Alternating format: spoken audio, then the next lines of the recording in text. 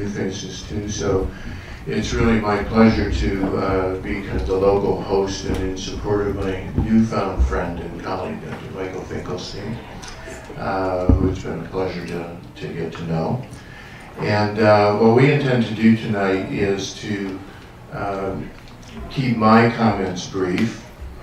Always a difficult task. But I'm going to try to make some brief comments and then share a brief guided imagery with you also to kind of help set the tone and get you mindful and into your bodies, and then introduce Michael, and Michael's going to talk about his wonderful new book called Slow Medicine. So, as most of you know, I'm a medical doctor and an acupuncturist, and we do nutritional medicine, a lot of lifestyle medicine, and try to do mindful decision making around medical kinds of choices here in Green Bay. And so I've practiced what we used to call holistic medicine a long time ago, and now we generally call it integrated medicine. And the term slow medicine is a new one to me. And when we have a mutual colleague who introduced us, and when I heard the term slow medicine, it stirred something in me. And the thoughts I have about slow medicine, I think there's a lot of overlap, but they're probably somewhat different from Michael's. Michael's book is really wonderful, and it's filled with a lot of really interesting and penetrating kinds of questions to ask yourself that can help you really become more mindful about what health is about, what your health is about, and kind of where you are in relationship to it. So when I heard the term slow medicine, it really seemed to me to kind of speak to something that's really at the heart of integrated medicine or holistic medicine, which is really mindfulness in a way. It's, slowing down from our very, very fast-paced, information overloaded lives to kind of slow down and not only smell the roses, but listen to the body and listen to our hearts and listen to our emotions and take time to learn and take time to explore things and see what might really support health and healing in our bodies, because the big challenges of our age in a public health sense and for our society are not the acute and emergent kind of illnesses. I mean, they can be plenty challenging if you have one. And that's a place where the kind of medicine that we learned in medical school can be tremendously helpful and even life-saving. And, early in my career, I practiced emergency room medicine for about 7 years, so I'm well aware of how useful conventional medicine can be in emergent and acute cases. And it speaks to what I think of as the young doctor's fantasy and also the patient's fantasy. I think we all share a fantasy and a wish that the way medicine would work would be you just live your life and you do whatever you like. And then once in a while you get sick. And then if you get sick, you go to the doctor. The doctor diagnoses the problem, gives you a treatment, you get better, and then you go back to living your life however you want to. So that's the fantasy I still would like to see that happen. And that is my preferred approach to medicine. Star Trek. But it doesn't work so well for all these chronic illnesses that are our big burden as doctors and patients and as a society and so on. The diabetes, the hypertension, the overweight, the heart disease, the lung disease, the autoimmune diseases, even cancer now, which is kind of a good thing that cancer is becoming a chronic illness instead of a short-term fatal illness. So for those kinds of things, the reason they're chronic is we don't have easy cures for them. We don't know how to cure them and just eradicate them. And so for those things, it's really necessary that, and it's an opportunity really, it's a challenge and an opportunity that you get involved, that people get involved and start to explore what supports healing in me, what supports my well-being, whether it's nutritional, whether it's food, whether it's stress, whether it's relationships, whether it's meaning and purpose. What is it that lifts me up and supports healing in my body, and what, if anything, might I be doing or thinking or eating or feeling that inhibits that process. So we have to engage in this interactive process between doctors who are trying to apply the same kind of rational intelligence to looking at what healing is about, because we didn't learn anything about healing in medical school. You know, we learned about diseases, we learned about pharmacology. We didn't learn anything about healing. As a matter of fact, when I went to medical school, a quadrillion years ago, you know, healing was really kind of a dirty word. You just didn't talk about it. It was really woo-woo kind of stuff. You could talk about wound healing, but you didn't talk about healing. It just was not a topic. We didn't learn about nutrition. We didn't learn human nutrition. You know, no veterinarian can get out of school without knowing tons about animal nutrition. But you get out of medical school with about 12 hours of nutritional studies. We didn't learn much about psychology. We didn't know much about what motivates people, how to work with people to find what their motivation is for making changes in their lifestyle. All this had to be learned after you practice a while and you say, hey, this just isn't going the way that I had hoped it was going, where people come in and we can make a simple intervention and they would get better. So to me, this is partly, and it's certainly not what all of slowing down and realizing that we have to engage the powers of healing. And we don't know, on a conscious level, we don't know that much about it. We know a lot more than most people think.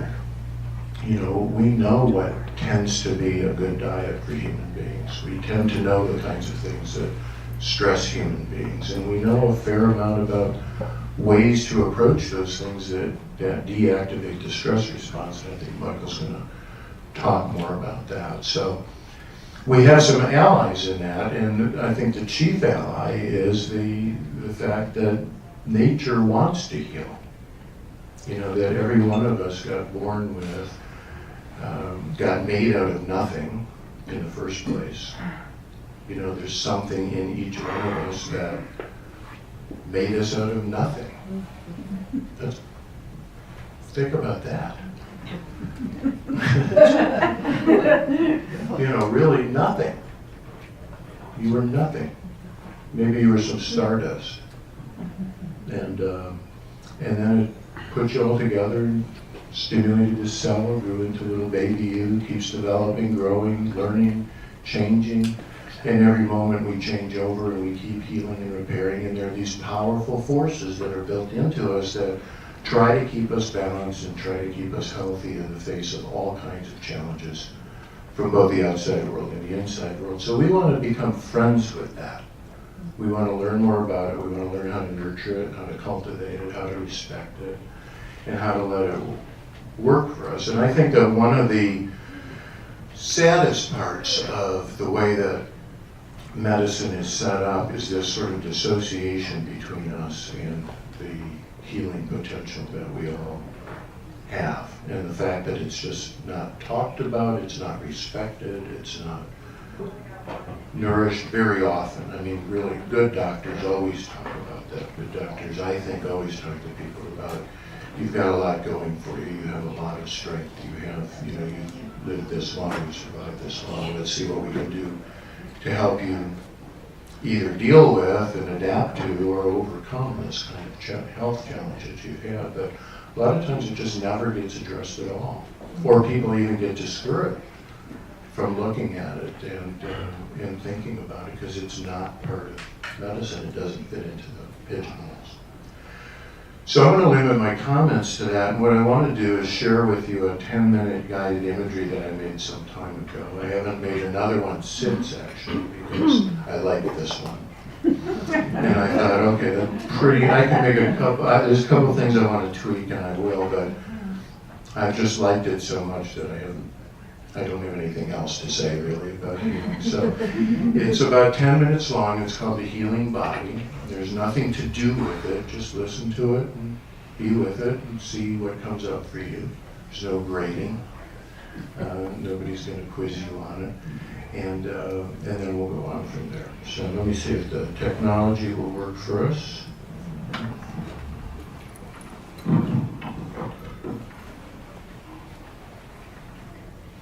I'm going to play this recording so that I can relax too. I'm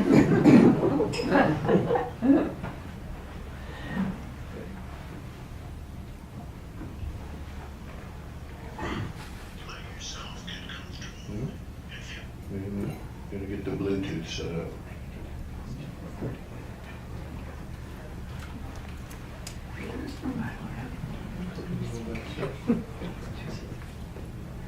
It's going to make a really loud noise. Hello?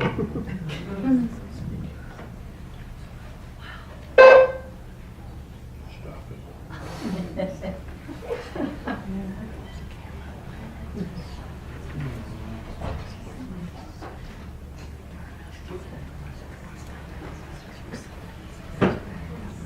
Hold on.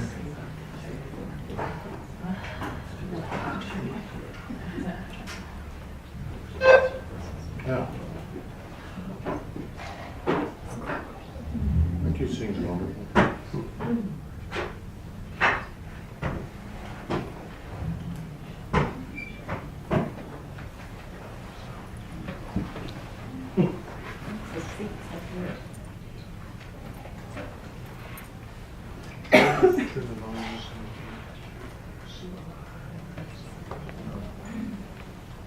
And just let your out breath be a real letting go kind of breath. We're going to go back.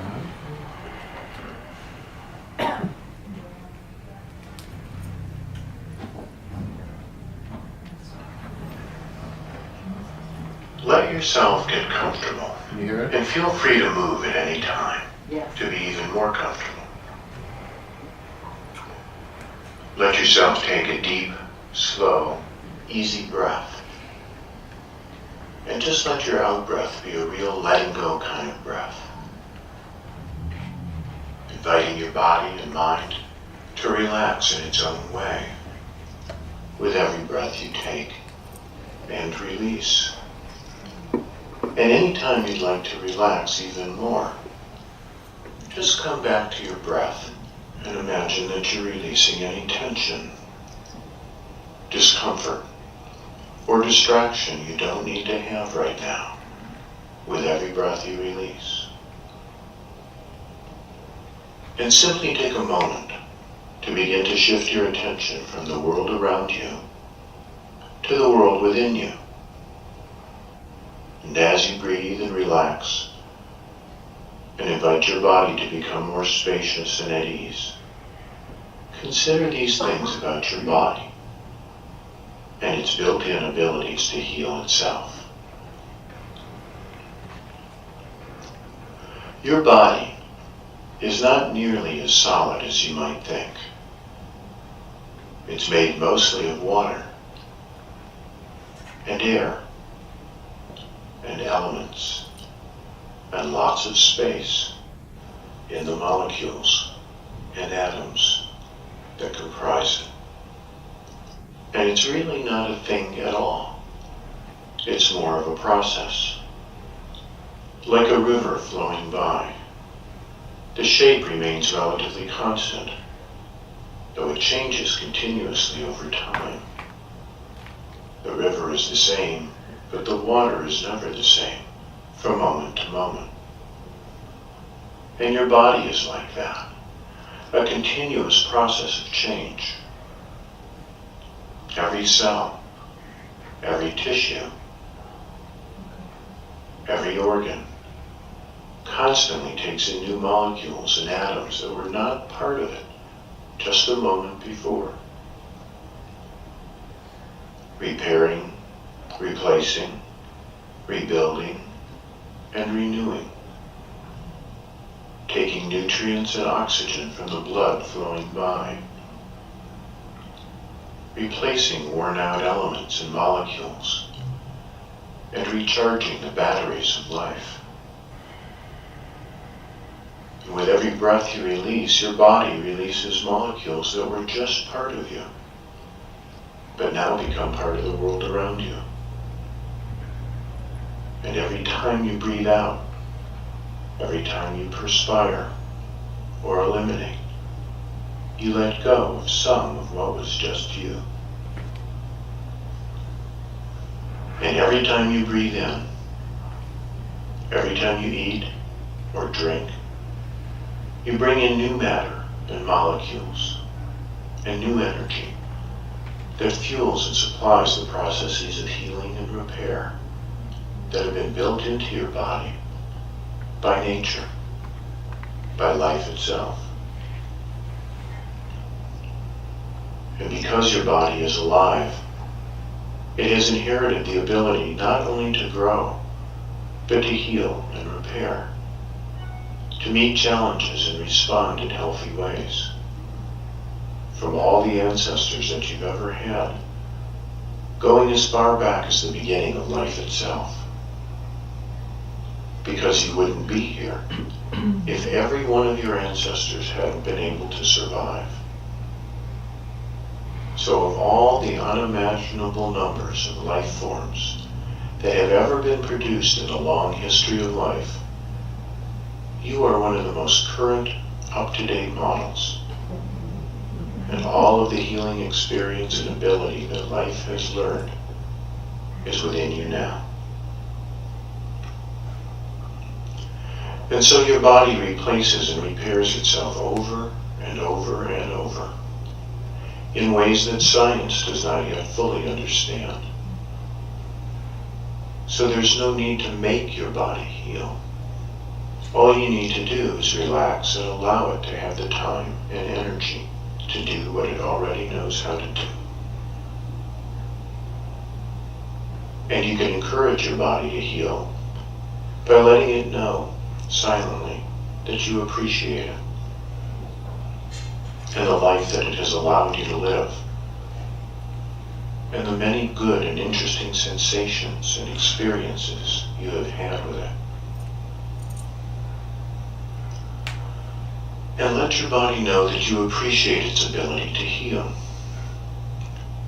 And remember how many illnesses or injuries you've had that your body has healed from already, without you ever having to ask it or tell it how.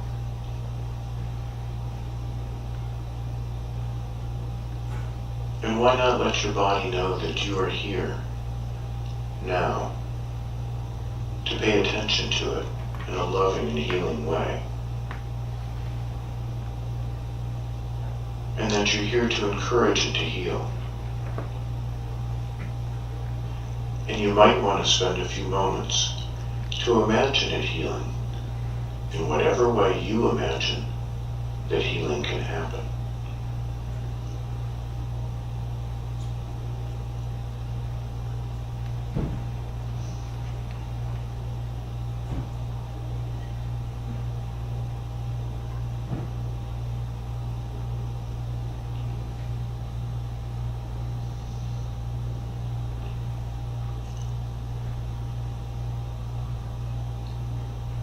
And let your body also know that you're here to listen to it. And if there's anything that your body wants you to know about how you can help it to heal, imagine that it can communicate to you in a way you can understand.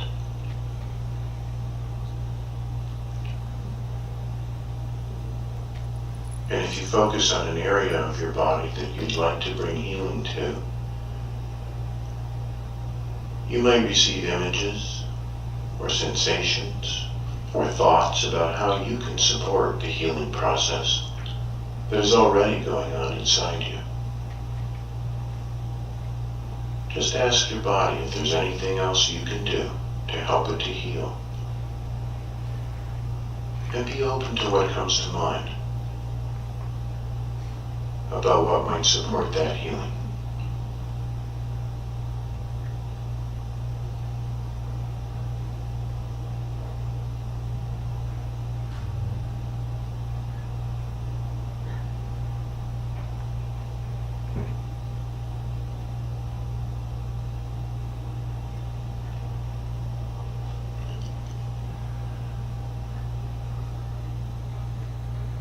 And be confident that you can recognize healing when you notice it. And you can explore and recognize ways to support healing in your good health. And let yourself feel that you and your body are learning to work together towards ever better health.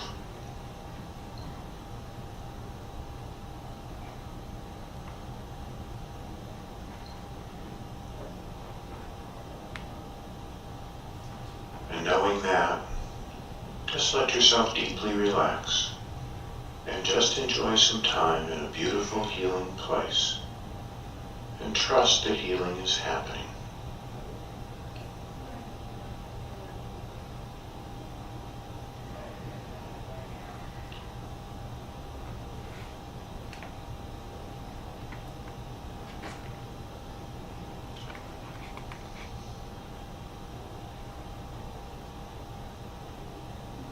And take as much time as you like in this place. And when you're ready to return your attention to the outer world, simply let the images go. Become aware of what's happening in the room around you. Let your eyes gently open. Stretch and feel your body. And bring back with you anything that you feel is important or interesting to bring back. That helps you better understand how you can support health and healing within you.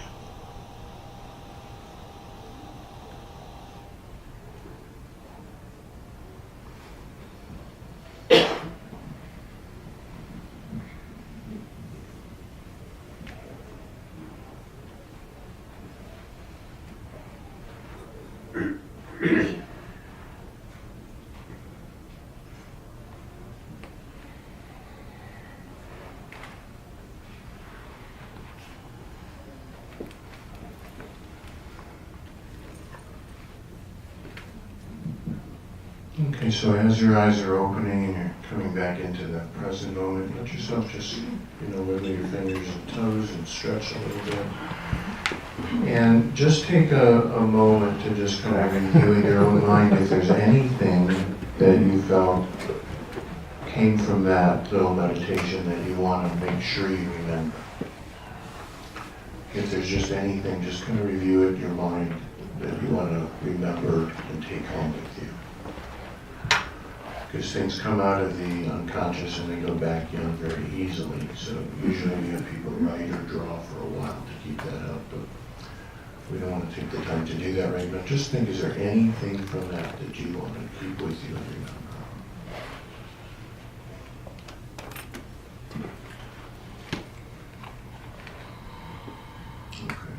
So anybody who had a psychotic break during that experience, would you raise your hand? Okay, everybody okay? Okay, so with that, I want to turn it over to our guest of honor, Dr. Michael Finkelstein, to talk about his new book, Slow Medicine. Michael is an internal medicine doctor whose practice is now in about an hour north of New York in a very wonderful and heartfelt way. And it's my pleasure to introduce him to you.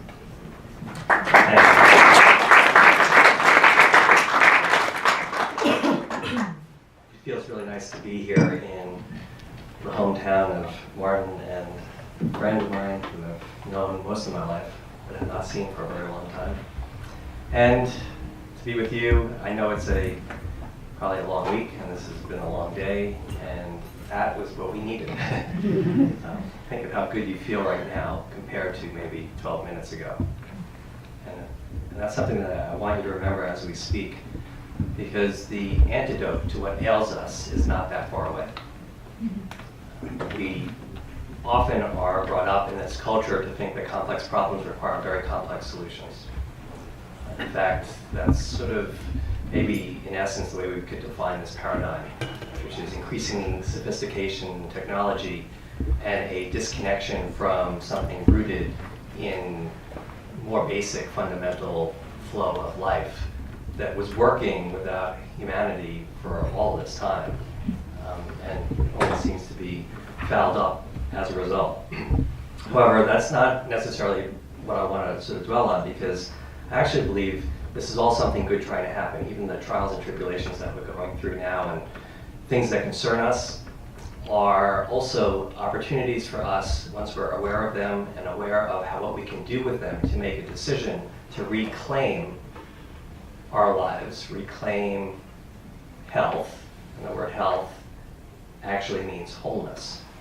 And so the idea of my work then is to remind people that health is not a matter of disease or no disease. Health is not a matter of symptoms or no symptoms. Health is really a matter of wholeness. And once you identify where there may be areas for completion, filling in, you have opportunities to really address things that ultimately do cause those symptoms. I know I was 7 when my grandmother tapped me on the shoulder and said, "Michael, you're going to be a doctor." And, I was pretty young, so I didn't argue. And she did a good job because it really stuck with me, and it turned out to be something that I did want to do. I did want to help people. At that time in the 1960s, we were about to put men on the moon. There were antibiotics that cured diseases that were previously fatal. Heart disease was becoming something that was no longer a problem like it had been. But there was treatments, actually. People didn't die of pneumonia most of the time. And there was a promise that we would uncode DNA and ultimately be able to manage all of heredity. And there was great promise. And I was born into that system, and I believed very much in science, that one day, someday soon actually, in my lifetime, I thought, because this was the promise, that there would be answers to all the physical dilemmas that we were facing. And I went through school, and that was still true through my training as a physician in the 1980s. But somewhere about 10 or 15 years into my medical practice, I was practicing internal medicine. And I was doing a good job. I was practicing what I was taught. And enough people asked me the question, once I handed them a prescription for the first time in their lives, let's say people in their 30s, 40s, 50s, with some sort of new developing chronic ailment like hypertension or diabetes. And I handed them their first prescription. Invariably, they would ask me, "Isn't there something else?" But in medical school, as Dr. Rossman said, we did not learn about anything else. Science was the answer, and I could say, yeah, just wait 10 years and there'll be an answer for you. Occasionally I said that, but that, of course, is insensitive. So I didn't really say that. I was stumped, frankly, and I was growing uneasy every time I said I don't know. Then around that time when I turned 40 and my blood pressure started to rise, and I went to my doctor, who said, "Michael, I think I may need to put you on medication." I said, "Isn't there something else?" And I really said to myself at that time, I need to find that answer. And it was no longer acceptable for me personally to say, I don't know.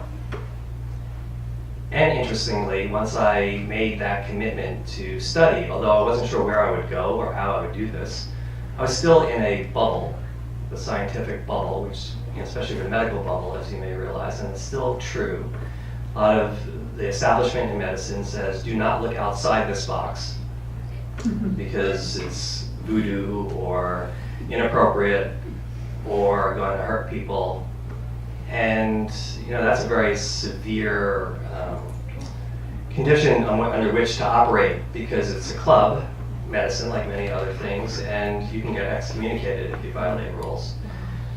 However, my convictions led me to be open-minded, where I said I would at least explore. And things started to happen as a result of just a little crack in that door, where people handed me things, where I started to appreciate, in fact, there was a whole sea of knowledge out there and experience from everywhere else in the world, through history and time, that could be applied. And I was very excited about that. At that point in my career, I was actually also the medical director of a hospital. So I was in a position of sort of teaching and responsibility for quality of care. And one day around that same time, a man who was very wealthy, who had homes all over the world, decided to give a lot of money to each hospital nearest to any of those homes, so that those hospitals would build an integrated medicine practice. And this was the year 2001. In fact, it was on 9/11 when that $1 million check arrived. Of course, we didn't look at it that day. In New York City, obviously that day there was a lot going on. We were 50 miles away and we were on call, although we had unfortunately not much to offer. So it was a very hard day. On the other hand, it was a really turning point in my life, because once things settled down, the president of the hospital took the check, handed it to me, and he said, "Michael, this sounds like a good idea, but I don't know what integrated medicine is. You're the medical director, you find out." And he basically gave me the license and the funds to explore integrated medicine, which was my answer. And as I did study with Andrew Weil at the University of Arizona, it became apparent to me that there is very practical information out there, as I said earlier, a sea of information, knowledge, and experience that I could actually offer.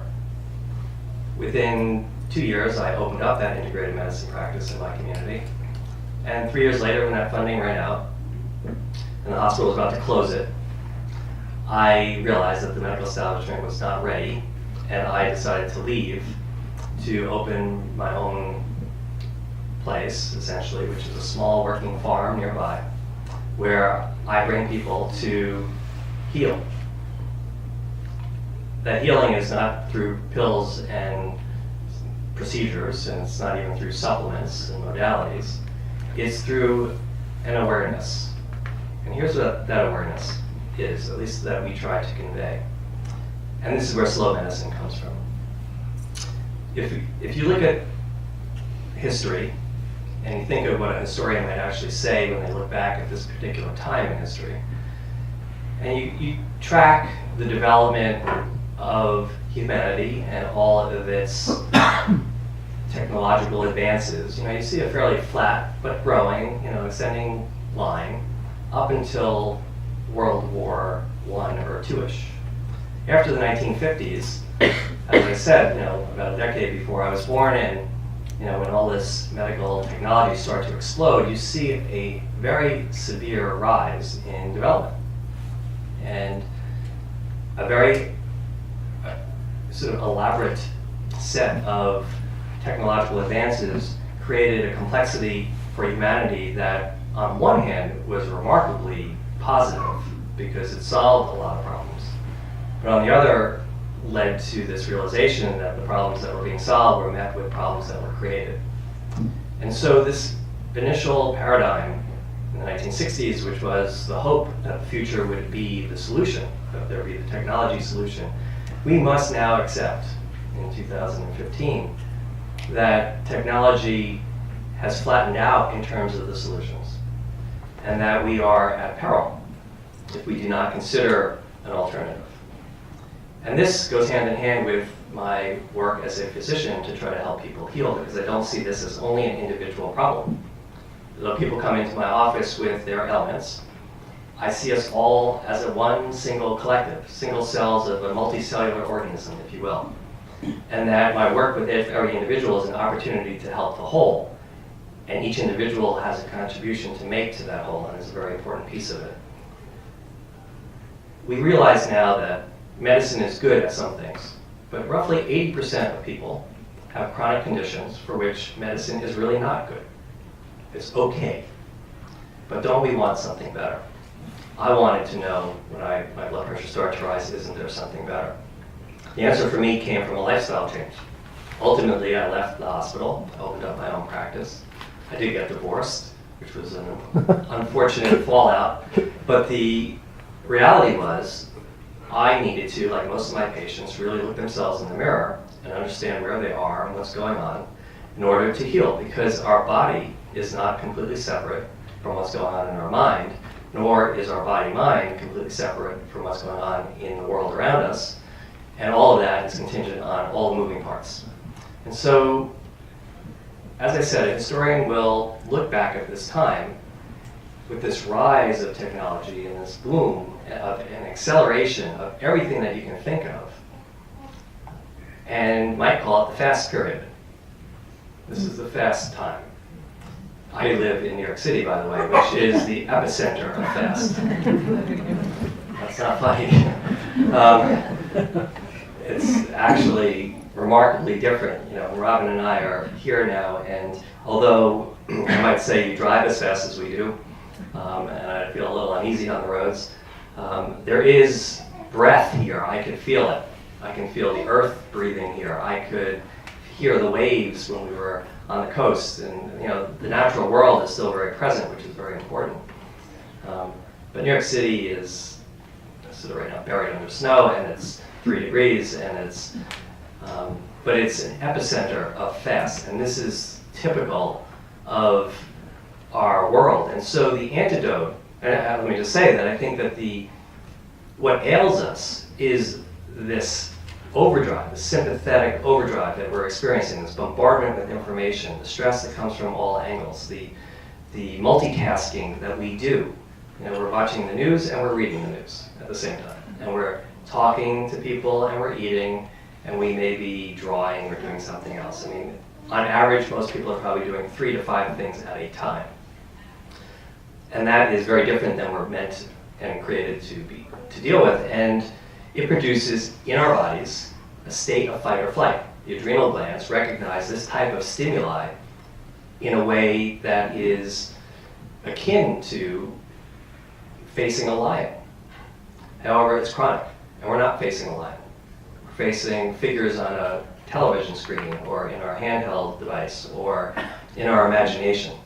And so we are hyperstimulated, and that stimulation affects the sympathetic nervous system, and we are moving faster than is good for us, and that affects our bodies, and that's where we suffer.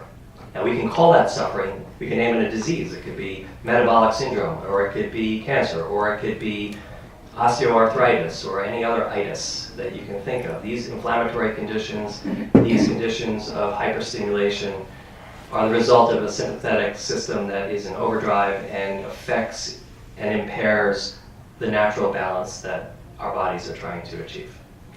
The antidote, then, is slow. And the book's title, Slow Medicine, implies that what we need to balance what we're doing is slow. But slow doesn't mean sluggish or stop, by the way. It's not to suggest that we need to go into a cave and hibernate and pull ourselves out of society. No, the idea is we need to find things that promote the activity of the parasympathetic nervous system, which is the balancing arm for the sympathetic overdrive. Parasympathetic nervous system is something you just experienced. 10 minutes of a guided meditation causes a change in your heart rate and your respiratory rate, your digestive function, your immune system, your circulatory system, your ability to focus, and anything you can think of that you want to happen. That's what the answer to what ails us really, that's where it begins. So the question that I then go into next with people when I see them is to try to make that practical. So what do you need to do? I mean, because you can do a guided imagery every day. You can do it several times a day, and that's really nice, although I wouldn't recommend doing it while driving. But that's a reality. So when you're driving and you're hyperstimulated because there's cars to your right and left, behind you, honking, moving, and all the other things that are going on, how do you deal with that? And how do you tolerate it? It's not that we shouldn't ever be stressed. In fact, stress for some people, as you know, can be motivational, and it could help us focus in certain ways. It's when it's chronic is the problem. And so I've worked with an inventory of questions that help people identify the pieces of this puzzle. Think of a puzzle, like a jigsaw puzzle, and pieces are in the box. And you're going to want to complete the picture. What is the first thing that you do? You take pieces out of the box, you put them on a table, and you flip them over. Then you have a strategy for completing that puzzle. You usually find the edges and the corners, and you work with them for a while, and then as things start to evolve in the picture, you can put together the other pieces. Our health and our desire to be healthy is similar. There are a lot of pieces that are connected to each other, but they may be all jumbled up in a box. a lot of times when we go to one practitioner or another, we're looking at several pieces at a time, maybe just one piece at a time, and not thinking about how it connects. And so it's very important to take a sufficient inventory to know what those pieces are and then have a process to connect those. And when one does that, the picture emerges. And so what I help people do is give them an inventory of questions to examine so that they can see themselves, they can face themselves in the mirror carefully. And this is not with judgment. This is, do you drink enough water? Do you go outside? Do you have a relationship with nature? Do you feel close to your parents? These are questions that, of course, not everyone answers in the affirmative or very strongly, but these are the types of questions that do help you understand how you're doing. The implication is, in areas where there's relative weakness, that there's an opportunity for you. Now, you may choose not to deal with some of them because some of them may be unpleasant, painful, or impossible. But if there are enough pieces that get worked on, those that you do want to address, those that seem practical, those that seem tangible, then you build strength by connecting enough of the pieces that you can see the picture even before the puzzle is 100% complete. This is not about, therefore, perfection, which is a problem when a lot of people think of pursuing any task that they must get a high score. This is part and parcel of our society, which has graded us since we were children. And we evaluate ourselves often by comparing ourselves to others, and this is not that point. The point is assemble enough of the pieces so that you feel more whole. Eventually, what's interesting is some of the things that seem daunting or impossible or unpleasant that you don't even want to think about them become more realistic if you build inner strength by doing the other things that are first more possible, that are easier to do. And I've seen that many times. Now, people often think, well, how does that help me heal? I have a disease, it's in my kidney, or it's in my heart, it's in my wherever. Shouldn't I be focused on that organ, and shouldn't I be working? Isn't there a supplement? Isn't there a procedure? Isn't there something that will help me there? And the answer, of course, is maybe. You've tried that, though. So you've gone to the nephrologist, you've gone to the pulmonologist, you've gone to the gastroenterologist. They've looked at that organ, up and down, inside and out.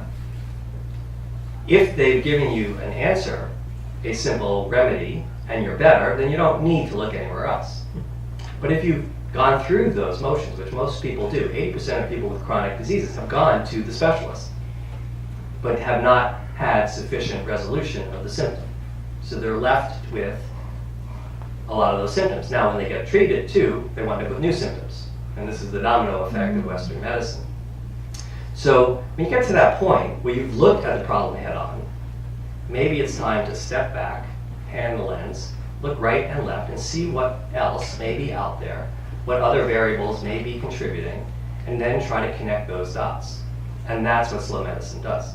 Slow medicine helps you really to take this inventory and look all around, because you never know where it is. In fact, once in a while, quite often in fact in my practice, there's one thing that's found that seems sort of peripheral, that's actually the linchpin on which everything else falls into place, such as a toxic relationship, such as feelings that you're holding on to that are old and are, sort of burning inside, such as work that seems meaningless, such as relationships that, feel unfulfilling, or not necessarily knowing why you're here and what you're doing, and you're sort of just going through motions, which all lead to this situation where unconsciously, subconsciously, your body is confused as to why it's got to do any of the things that it's got to do.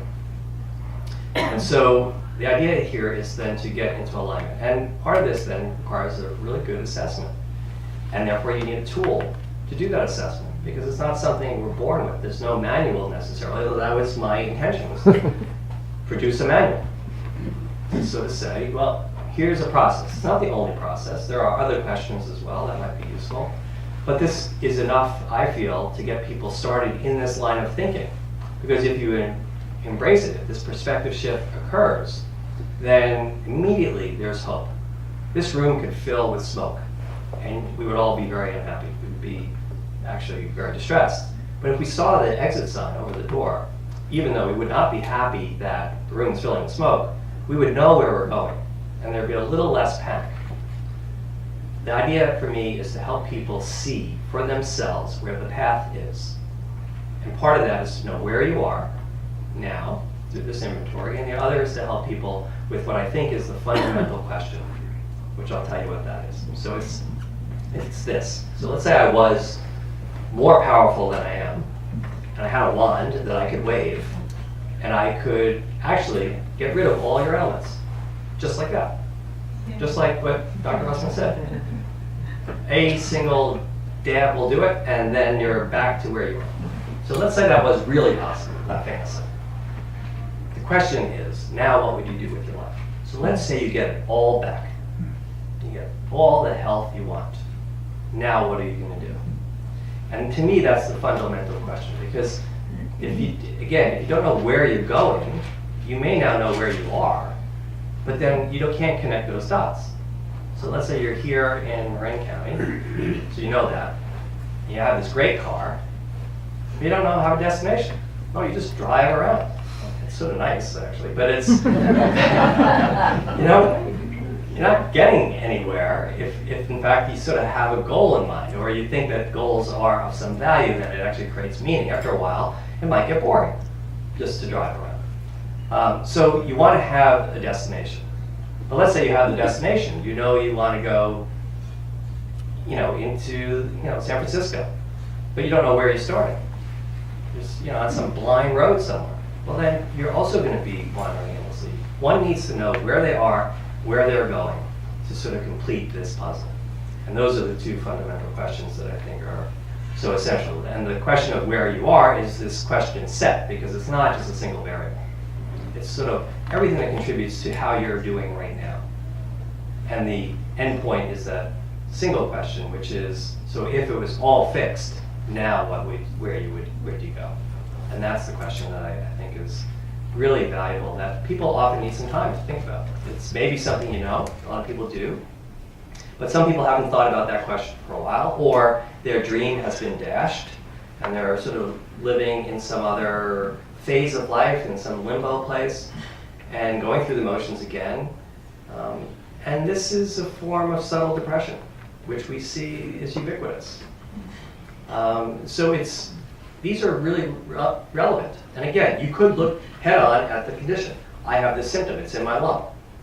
And you could go to the pulmonologist, and you can go to a alternative practitioner, and whomever, and they might all look at your lungs, and they'd say, okay, you need these 3 things. But if the problem is not only in your lung, if the problem has to do with the way your lung is connected to your kidney, and it's connected to your marriage, well, then those things are not necessarily going to work unless you address those 3 things. And in general, there are more than 3 that operate at any one time. So that's sort of the point of what I wanted to share. And leave you with that thought that this is the way to go. This is the way to go. Go to a physician first. Get evaluated, especially if something new crops up. Make sure that it's not life-threatening. Make sure there isn't a simple answer.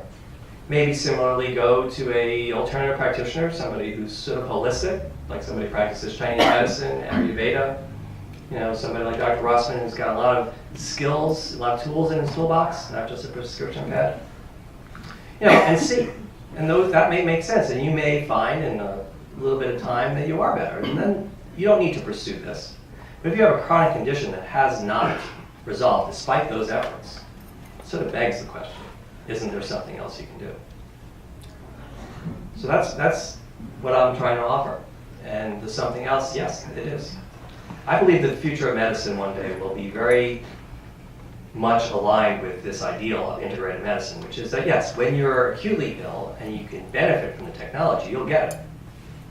But between those moments of accidents, injuries, acute disease that are remedied by interventions like those, between those moments, there'll be something else that you can do that will help you on your track. And I want to reiterate the point that there's something that we can do, because we can work in support of each other in a community, because we're not alone in this. The Buddhists have an interesting saying that if one person is suffering in the world, then we're all suffering. And their prayer, their mantra is, may all beings be completely free of suffering. That's the goal. And souls keep coming back in their belief systems until that diamond is fully polished. As long as there's a rough edge, it's not done. And so we live in this paradigm of competition, of separateness. The future will be one of connection. And I think it's good when you're not feeling well to do this together. This is the perfect venue for a discussion about something like this, where groups of people can come in and share how they're doing and feel good about that without judgment, but with complete support. And that's one of the things that I recommend, that we return and restore our communities functionally and work together. Because I think it feels better when you're not feeling well to have somebody there. You know, when people have chronic conditions, they often feel very isolated, very lonely, and are struggling with a lot of that, which only exacerbates the symptoms that they're experiencing. So it's just after 8, and I don't want to keep you too late. But I would be happy, and I think Dr. Russell would be happy to answer a couple of questions, and we can, of course, sign some books. Yeah. So, but any questions?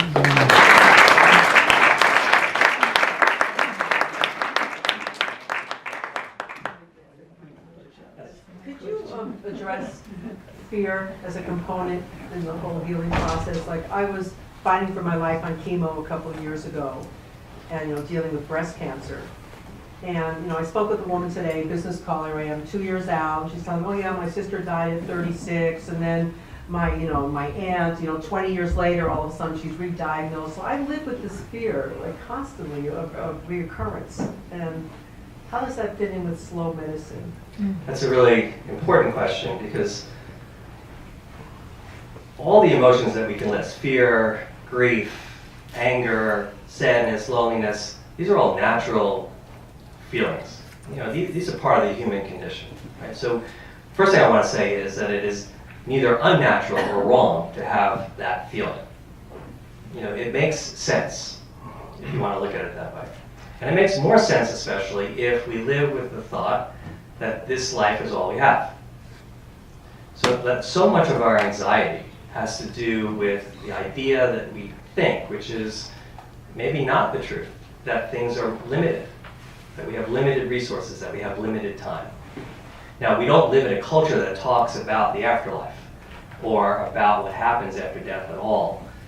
So we are apt to feel very uncertain and not clear in any way about possibilities like that.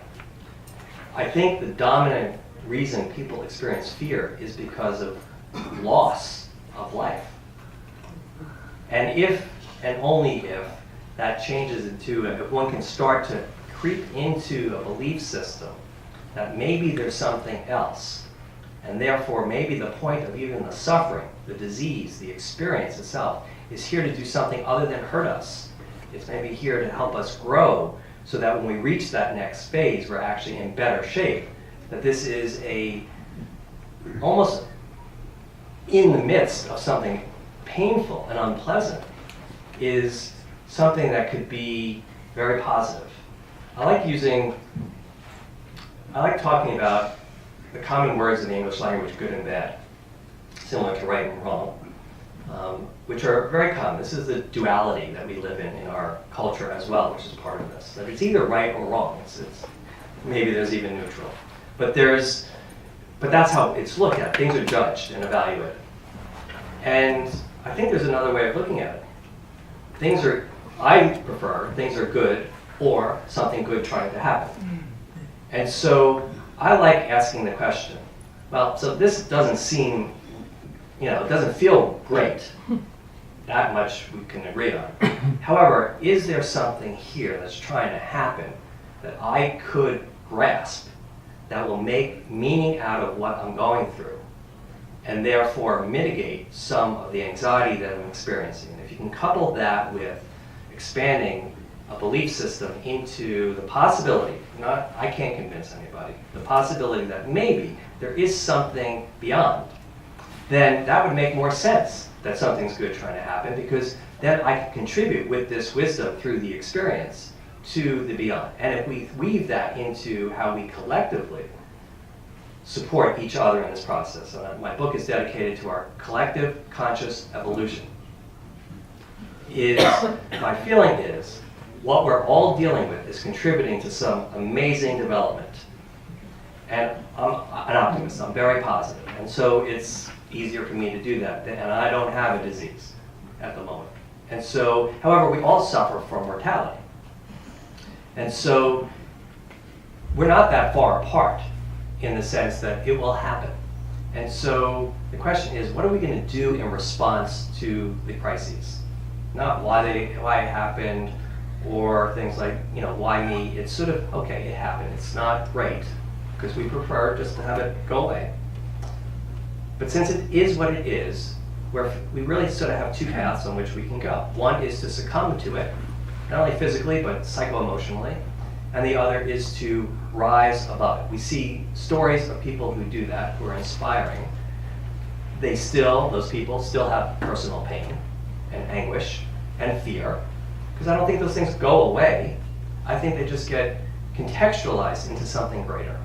And that's my hope for people, is that they can somehow just move an inch closer to something greater and keep swapping the term bad for something good trying to happen, and practice the search for what that might be. Yes? I had a question. By the way, thank you for that fear question. It's sort of a systemic question that has affected me personally. We get healthcare to try to get health access to roughly 2 million incarcerated children in the United States between 6 and 17. Very uphill, difficult battle. And when you told the story about the hospital getting the $1 million donation that allowed you to do integrative medicine, there's a metaphor that I struggle with in that having been a co-founder of a great alternative cancer support center, I see that the options that you're talking about are what my daughter would call rich people medicine. When I go into huge detention centers with incarcerated, sick children, that's poor people medicine. And when we talk about a collective whole, and that all of this affects us, that awareness is not finding its way into most integrative medical discussions. And I struggle with that. And personally, in terms of my health, I struggle with it because, my hopes are sort of being dashed, because this is my life's work. And I'm having a hell of a hard time with it. And I'd like to hear discussions of poor people medicine, rich people medicine, and what's really happening, and how we work together to bring those resources to all of us. I think you raise a point that is like right in our face. Yeah. Which is this, the juxtaposition of people with resources and people without. And that problem is symptomatic of our cultures and our cultural disease. And until that's resolved, we won't be better, and we won't be whole. And so I think there's movement in this area. I think there's awareness, because there are people like you who are raising their voices. And yet there's still plenty of this around. And I would like to suggest that in general, it is going to be evidence of the future happening when this is gone. And how do we get there? I'm not exactly sure what the path is, other than we just honestly, work on it, reflect on it, care about people. I would say, though, it's interesting. In this country, there is a definite difference between people with and without. But when I've traveled the world to places like India, Morocco, Africa, and I've seen impoverished people, I don't see them as unhealthy. In fact, the paradox is the richest people, economically, are often the unhealthiest. They're not unhealthy in terms of whether they have access to Western medicine. They're unhealthy in their minds. and therefore they are unhealthy. They have unhealthy relationships. And so we can also be careful in terms of our reassessment of whether or not they're suffering as much as it seems. In fact, they may have closer relationships. They may have more integrity and more honesty, which is a very important part of holism. So, but I see what you're saying. I know exactly what you're saying. It just doesn't seem right. And when people don't get fed, and there's plenty of food, and when there's no access, when there is resources, our resources, then I think we know that we've got to do something different with our delivery systems. Yes. Yeah. I just want to say it's a really important point. The reason I got into holistic medicine was because I was practicing in Oakland, because when I graduated from medical school, having been very involved with the civil rights movement in the late 60s, and coming out, my mission that I felt was I wanted to deliver good medicine to the disadvantaged and to the poor. So I practiced in Oakland, I practiced in the county hospital, I practiced and directed a couple of free clinics, I did house call medicine, basically trying to see, and burned out on it after a few years because it was virtually impossible to get these people, mostly wonderful people who I loved and they loved me, virtually impossible to get people to change the way that they lived, that they ate, they're stressed and they're poor, and that's why I did the house call practice, what's going on here? Because we knew back then, if you ate differently, and if you didn't smoke, and if you didn't drink, and if you didn't do drugs, and you didn't have to have most of the diseases that we were pouring shopping bags full of pills into, and I had started to get into mind-body medicine and consciousness and so on and so forth, but time and time again, you would get rejected, or just cut the bullshit, doc, give me the penicillin, give me what they're getting. So the poor people reject it because the white and rich people are getting the medicine, and I want the medicine. Don't give me this bullshit about relaxing and about breathing and about walking and about eating food. Give me the same medicine that you're taking if you got sick. So there's that. The other thing was that conventional medicine is always tested on poor people. It's tested on prisoners and it's tested on veterans. And then if it works, then people with resources can take advantage of it. But when we got into integrated medicine, one of the first things that I felt we had to do with integrated medicine was to actually see if it worked. Made a lot of sense, but does it work, and can we prove that it works so that you can take it into the larger culture? And it's not something that you can do to somebody, it's something you have to do with somebody. And the only people who are even, the people who you could work with generally need to be educated and worldly and have the time and money to put out from their pockets so that they can spend time with a doctor or a Chinese medicine doctor or whoever and learn about these things. And so we're still in that process, I think. We're at a process, I think, now. I've just started to go back to Highland Hospital in Oakland, which is where I trained, and I'm starting to work with a chronic pain group and introducing guided imagery, and I think they're ready for it, and taking it back to San Francisco General. So I think we're at a place now where there's enough respect for integrative medicine that it's like, oh, this is the medicine that the rich people are getting. This is what they're clamoring for. And where you might have some more acceptance into it. So it's also that, unfortunately, everything doesn't happen at once, and we're at a stage, but I think there is progress there, and I hope to see a lot more.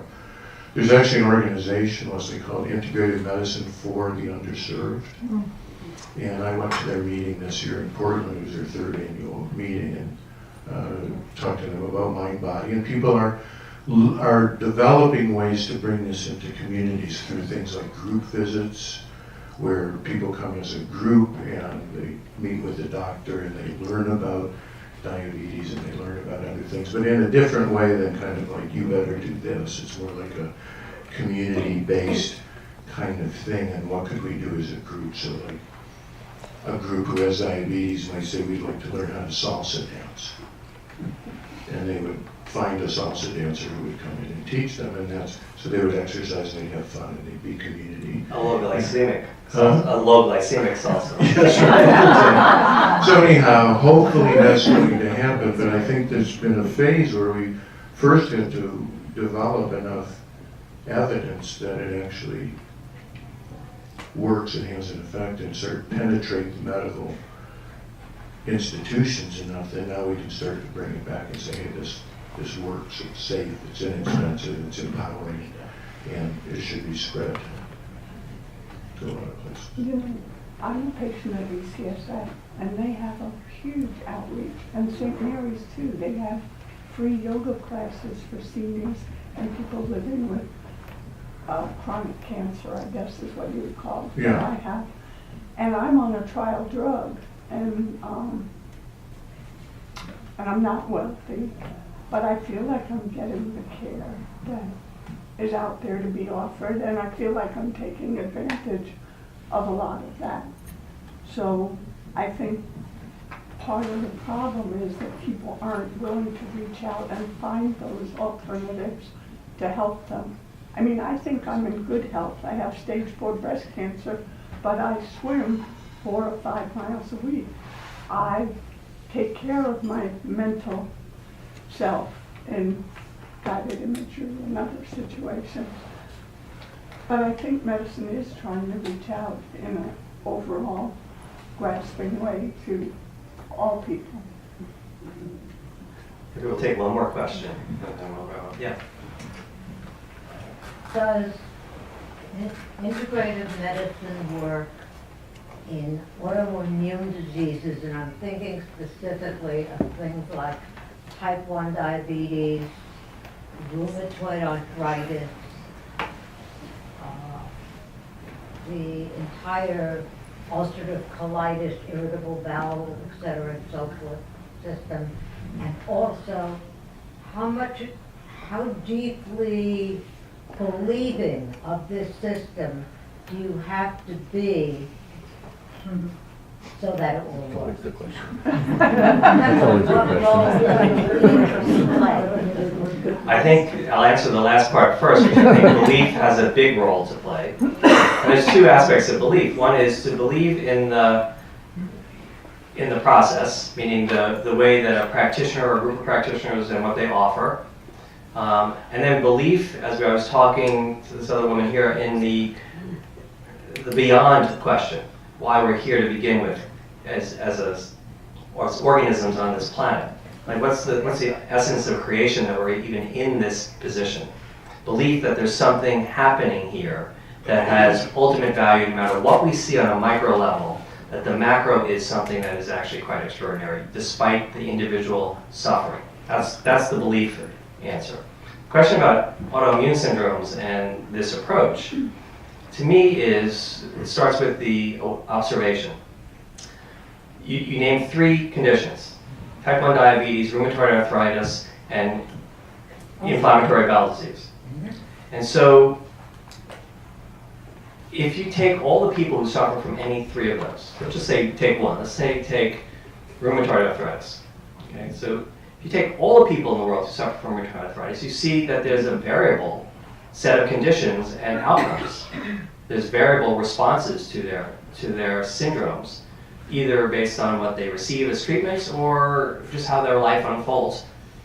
And you have to therefore look and say, well, there's quite a lot of individuation in terms of how diseases are expressed. You know, the medical textbooks have roughly, not counting all the individual infections, but have roughly 700 diseases. Okay, so in medical school, my textbook of medicine, roughly had 700 chapters. So that's finite.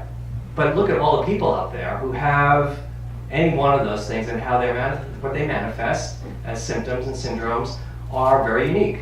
Therefore, what that says is people can have different outcomes based on what? And so the idea, again, isn't so much to identify the disease as to say, what can I do? So if a root cause of all autoimmune syndromes is inappropriate circulation of antibodies and a lot more inflammation than normal, if you think of pursuing an anti-inflammatory life, which is not just an anti-inflammatory diet, but like shutting the news off, not calling your sister who's going to scream at you every night.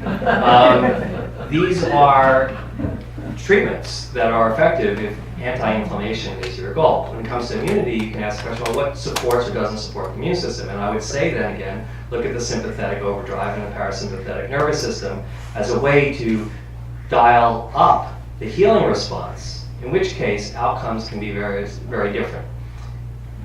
When people plant seeds in soil, when a doctor gives a medication to a patient, it goes into the soil of the person's body, mind, spirit complex.